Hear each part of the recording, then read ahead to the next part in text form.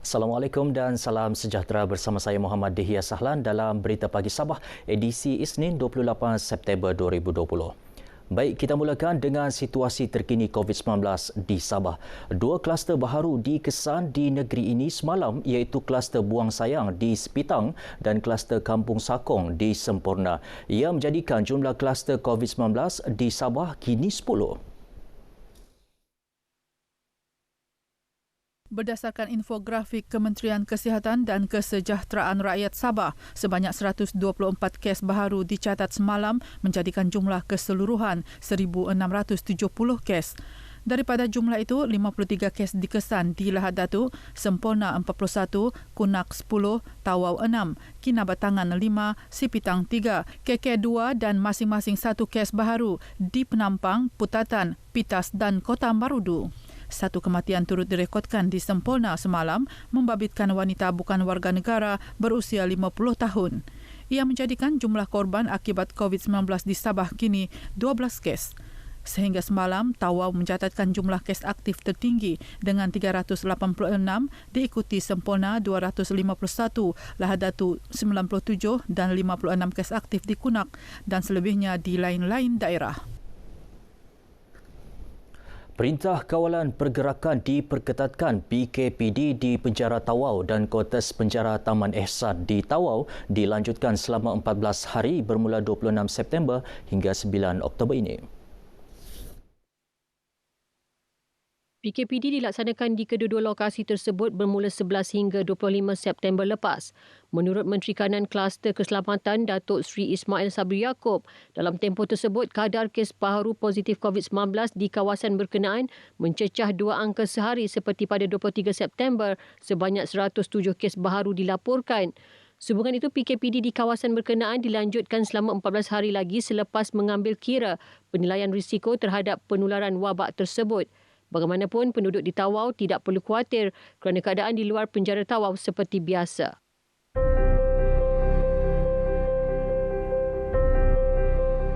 Kami warga Beaufort berharap agar penjana diteruskan untuk membantu warga-warga yang lebih memerlukan.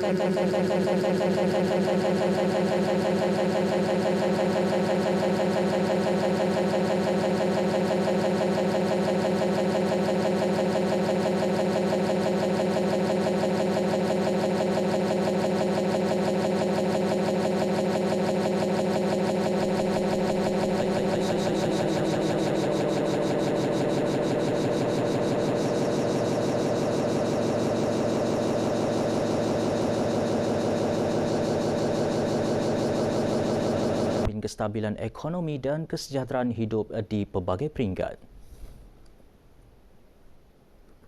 Zaman awal wabak COVID-19 ini berlaku, kita telah lihat banyak pekerja-pekerja yang telah diberhentikan, hilang sumber pendapatan, khususnya yang bekerja secara sendirian. Pencana yang telah dilaksanakan oleh kerajaan ini adalah satu inisiatif yang bagus dan ianya perlu diteruskan bagi membantu golongan-golongan yang berpendapatan rendah dan terjejas dalam mengharungi kehidupan seharian, terutamanya dalam wabak yang kita sedang hadapi hari ini. Harapan saya agar pencana ini dapat diteruskan sebab dia banyak membantu rakyat dan dia banyak memberi manfaat kepada orang lain lah juga. Contohnya macam penjana ni dia membantu golongan muda kan dalam mencari kerja. Okey, saya mengharapkan agar penjana ni dapat diteruskan untuk melangsungkan kehidupan yang akan datanglah sebab sedikit sebanyak penjana ni dapat membantu golongan yang kurang berkemampuan.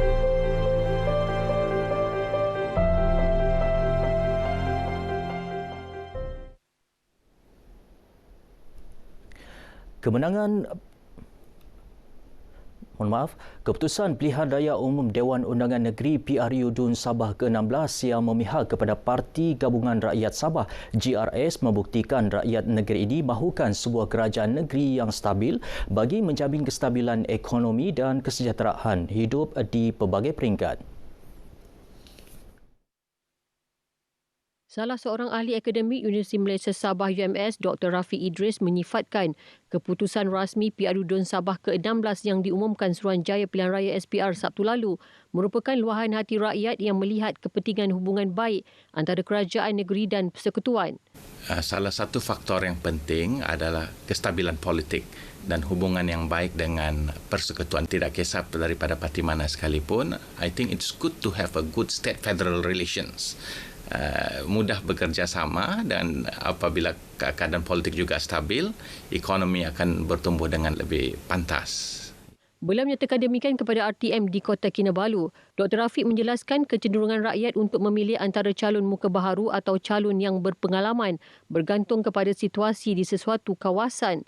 Ini terbukti apabila terdapat calon yang bertanding mempertahankan kawasan yang disandang mencatat kemenangan kerana mempunyai rekod perkhidmatan yang baik kepada rakyat di peringkat akar umbi. Manakala terdapat pengundi di sesetengah kawasan mengutamakan agenda ekonomi dan memilih calon yang dirasakan berupaya membawa pembangunan lebih pesat yang menjanjikan peluang pekerjaan dan ekonomi yang lebih rancak. Beliau juga tidak menafikan sebuah kerajaan yang stabil mampu menyumbang kepada kestabilan ekonomi. PRU DUN Sabah ke-16 yang mempertandingkan 73 kerusi dimenangi GRS yang terdiri daripada Perikatan Nasional, Barisan Nasional dan Parti Bersatu Sabah yang memperoleh 38 kerusi. Manakala 32 kerusi milik Warisan Plus dan 3 lagi milik calon yang bertanding atas tiket bebas.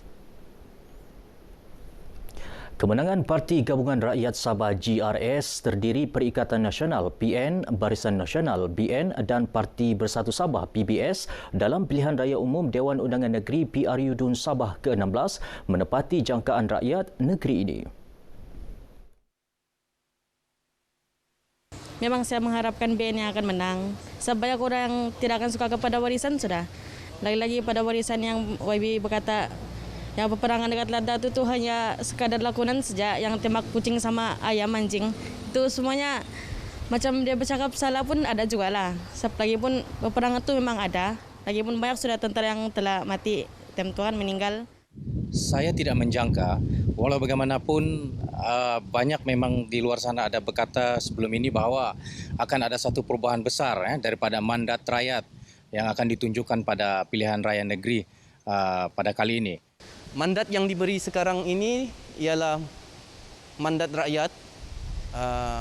Berarti kemenangan ini bukan bermaksud untuk mereka bersenang lenang. Orang bertugas kepada rakyat dan menunaikan segala janji serta menjaga kebajikan masyarakat dan juga rakyat negeri Sabah ini.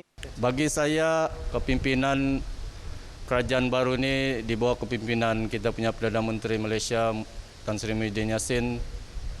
Selama ini kita sudah nampak keprihatinan dia bukan saja Semenanjung tapi seluruh Malaysia. Sebab kami memilih kerajaan baru ini di atas kepimpinan Perdana Menteri Yang Amat Berhormat Muhyiddin Yassin yang berjiwa rakyat.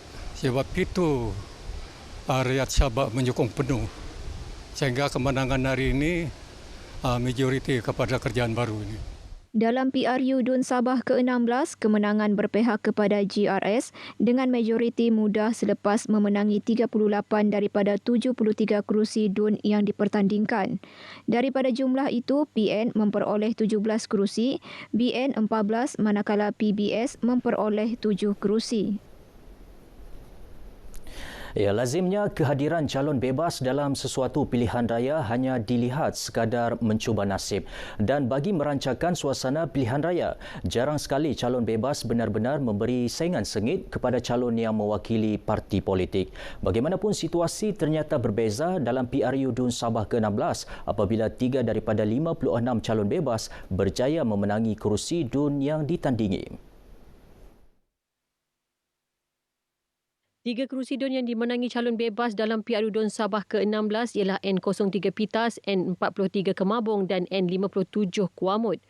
Calon bebas bagi N03 Pitas, Datuk Seri Rudi Awah yang ditemui RTM mengakui kemenangan itu tidak dijangka.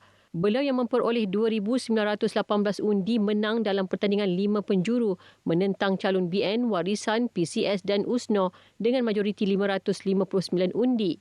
Kekuatan kepada diri saya adalah rakyat memang sudah ketahui bahwa saya adalah pemimpin di daerah Pitas ini bukan bermusim.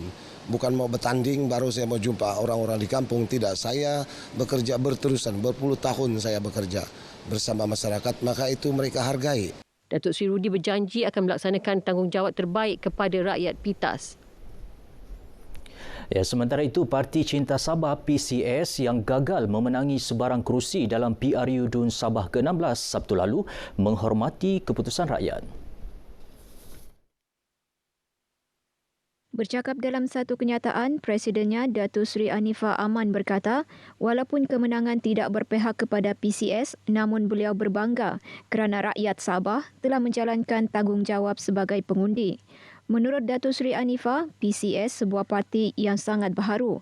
Walaupun tidak menang, PCS menghargai sokongan yang diterima dalam bentuk undi. Katanya, nombor yang kecil cukup untuk sebuah parti baharu dalam perjuangan yang panjang. Dalam PRU DUN Sabah ke-16, 71 daripada 73 calon PCS turut hilang deposit selepas gagal mendapat 1/8 daripada jumlah keseluruhan undi. Lebih separuh daripada 447 calon yang bertanding dalam PRU DUN Sabah ke-16 hilang deposit masing-masing. Seramai 274 calon hilang wang deposit selepas tidak berjaya memperoleh 1/8 dari jumlah keseluruhan undi. Deposit pilihan raya DUN ialah RM5,000 bagi setiap calon bertanding. Justru jumlah keseluruhan wang deposit yang hilang mencecah RM1.37 juta. Antara mereka yang hilang deposit dalam pilihan raya umum kali ini ialah calon di DUN Bengkoka yang menyaksikan pertandingan 11 penjuru dengan 8 calon mendapat undi kurang 1/8 daripada 7,935 undi.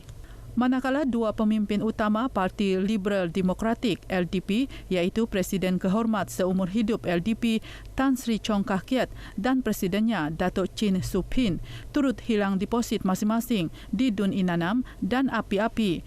Semua calon LDP lain turut kehilangan wang deposit. LDP bertanding di 46 kerusi DUN. Parti Cinta Sabah PCS pula kehilangan wang deposit di 71 daripada 73 kerusi yang ditandingi. Calon warisan Pung Chin Se yang bertanding di DUN Luyang memperoleh jumlah undi terbanyak iaitu 15,510 undi dengan majoriti 14,521 menewaskan 5 lagi pencabarnya yang semua turut hilang wang deposit. Turut hilang deposit kesemua pencabar bagi DUN Kepayan yang menyaksikan pertandingan 7 penjuru selepas penyandangnya Jenny Lasimbang dari Parti Warisan menang dengan majoriti 13,163 undi. Hanya 173 calon berjaya mendapat semula wang deposit masing-masing. Sebanyak 66.61% pemilih berdaftar keluar mengundi dalam PRU DUN Sabah ke-16. Baik, sekian berita pagi Sabah. Saudara, terus budayakan norma baharu, pandemik COVID-19 masih belum berakhir. Saya Muhammad Dihya Sahlan. Assalamualaikum dan salam hormat.